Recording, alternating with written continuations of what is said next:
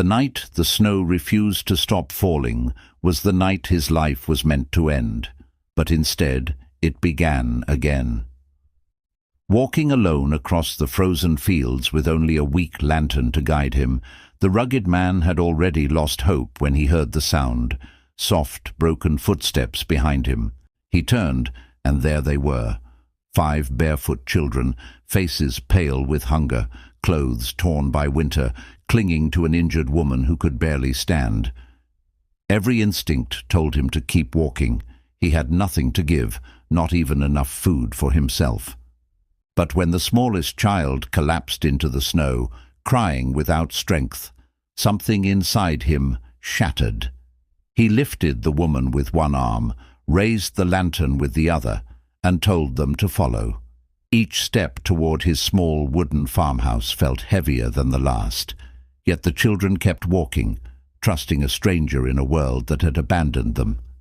Inside the cabin, he shared his last bread, wrapped their frozen feet, and fed the fire until morning came. Days passed, and the woman slowly healed, revealing a strength shaped by suffering.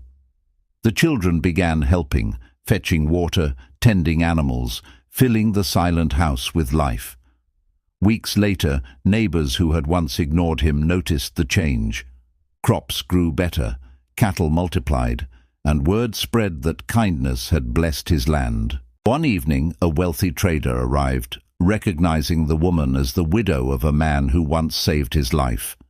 In gratitude, he offered land, livestock, and protection. But the man refused payment, asking only that the children never go hungry again. Years passed, and the lonely cabin became a home, then a haven for the lost. Travelers spoke of a man who took in the broken and found purpose in their survival, and every winter, when the snow fell thick and silent, he would light the same lantern and smile, knowing that the night he chose compassion over fear was the night destiny chose him back.